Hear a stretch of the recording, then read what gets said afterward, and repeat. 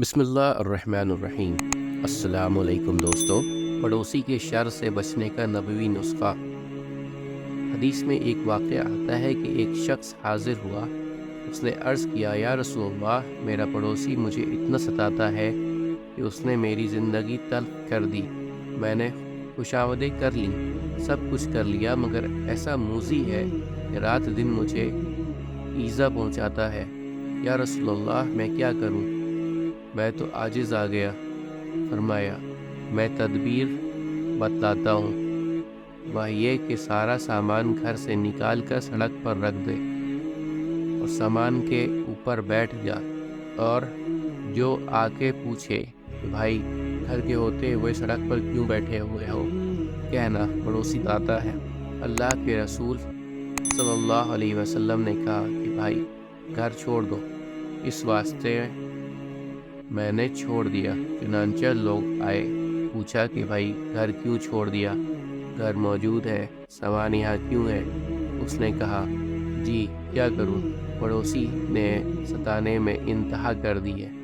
اللہ کے رسول صلی اللہ علیہ وسلم نے کہا کہ بھائی گھر چھوڑ دے، تو جو سننے وہ کہے لعنت اس پڑوسی کے اوپر جو آ رہا ہے، واقعہ سن رہا ہے، لعنت لعنت کرتا ہے۔ مدینہ میں صبح سے شام تک ہزاروں لعنتیں اس پر ہوئیں۔ لعنتوں کی تسبیح پڑھی جانے لگی۔ وہ پڑوسی موذی عاجز آیا۔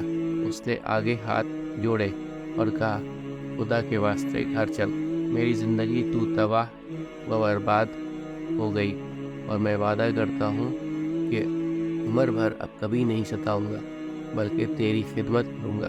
اب انہوں نے نخرے کرنے شروع کر دیے کہ بتا، پھر تو نہیں ستائے گا؟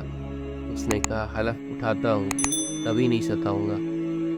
الغرض اسے گھر میں لایا، سارا سامان خود رکھا، اور روزانہ ایذا پہنچانے کے بجائے خدمت شروع کر دی۔ تو تدبیر آج حضور صلی اللہ علیہ وسلم نے یہ تدبیر عقل سے بتلائی تھی، وحی کے ذریعے سے نہیں۔ تو پیغمبر عقل مند بھی اتنے ہوتے ہیں کہ ان کی عقل کے سامنے دنیا کی عقل گرد ہوتی ہے، اور اس کی وجہ یہ ہے کہ عقل اللہ سے تعلق خوبی ہونے کا نام ہے۔ اللہ سے تعلق ہوگا تو دل کا راستہ سیدھا ہوگا۔ عقل مندی یہی ہے کہ آخر تک کی بات آدمی کو سیدھی نظر آ جائے، وہ بغیر تعلق مع اللہ کے نہیں ہوتی۔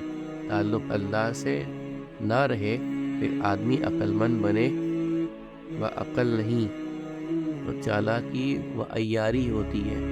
عیاری اور چیز ہے، عقل مندی اور چیز ہے۔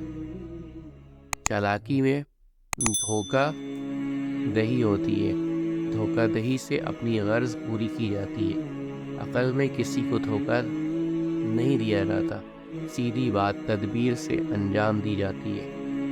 تو انبیاء علیہ السلام کی نسبت اللہ سے کس کا تعلق زیادہ مضبوط ہو سکتا ہے؟ تو ان سے زیادہ عقل بھی کس کا کامل ہو سکتا ہے؟ امید کرتا ہوں دوستو کہ آپ کو آج کی ویڈیو اچھی لگی ہوگی۔